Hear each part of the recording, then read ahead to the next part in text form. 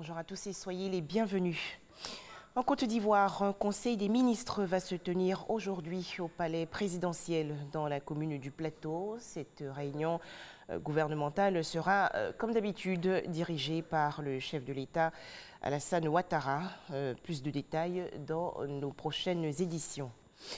Le ministère ivoirien de la Santé et de l'Hygiène publique a annoncé hier 32 nouveaux cas de coronavirus, ce qui porte à 1464 le nombre de cas confirmés, dont 701 personnes guéries et 18 décès. Ces chiffres ont été dévoilés par le ministre de la Santé et de l'Hygiène publique, le docteur Eugène Aka Aweli. Toujours en Côte d'Ivoire, des vivres et non-vivres pour soutenir les personnes affectées par le coronavirus. Ils ont été réceptionnés récemment par la ministre de la Solidarité, de la Cohésion sociale et de la lutte contre la pauvreté, Mariatou Koné. Les détails, Astou Touré. Deux entreprises sont venues apporter leur solidarité en vue de soutenir les familles vulnérables. Ces dons réceptionnés par la ministre Mariatou Koné sont composés de repas chauds et de charcuterie. Nous sommes sans ignorer la crise qui secoue le monde entier actuellement. Et c'est pour ces raisons qu'on a trouvé opportun de venir apporter nos secours aux plus démunis, aux plus affectés. Il y a toujours des personnes qui sont encore plus nécessiteuses que nous. Après réception des dons, place à la distribution.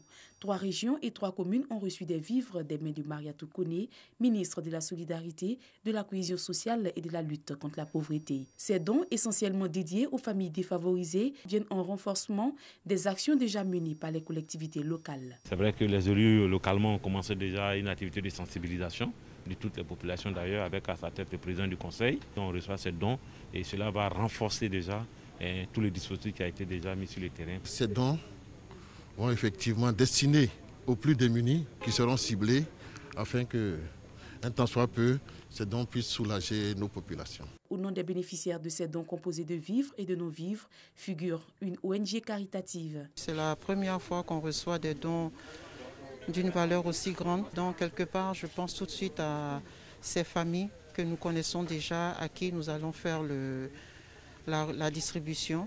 Pour en bénéficier, les ONG devront remplir certains critères. Il faut disposer de documents qui attestent qu'on est une ONG, c'est-à-dire avoir l'agrément de l'État de Côte d'Ivoire, disposer d'un siège et puis mener des activités effectivement. Avoir un bilan positif parce qu'on sait qu'il y a des ONG qui ne le sont pas. Les bénéficiaires entendent tout mettre en œuvre afin que personne ne soit oublié. Toute la région doit en profiter. Ensemble, nous avons donc décidé de faire en sorte qu'une répartition soit faite sur l'ensemble des sous-préfectures de la région. Mariatou Koné salue l'action des généreux donateurs et appelle les populations au respect strict des mesures barrières. Dans l'édition de 13h, nous allons aussi nous intéresser à la situation des personnes du troisième âge, notamment celles souffrant de maladies chroniques. En Côte d'Ivoire, comment vivent-elles cette période de coronavirus? S'auto-confinent-elles réellement pour se préserver? Bénéficient-elles d'un suivi médical? La réponse à toutes ces questions à 13h. Le vaccin anti-tuberculeux BCG sera-t-il efficace contre la maladie à coronavirus?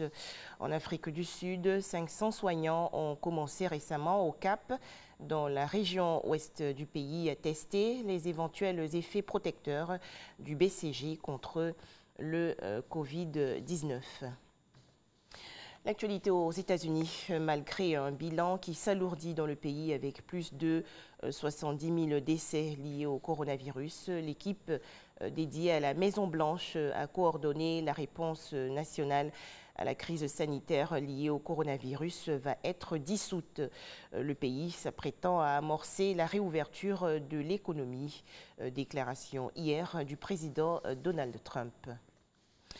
Enfin, reprise des cours aujourd'hui à Wuhan, en Chine, ancien épicentre de la maladie à coronavirus. Les lycéens des classes terminales ont repris ce matin le chemin de l'école en vue de préparer le baccalauréat. Merci de nous avoir suivis.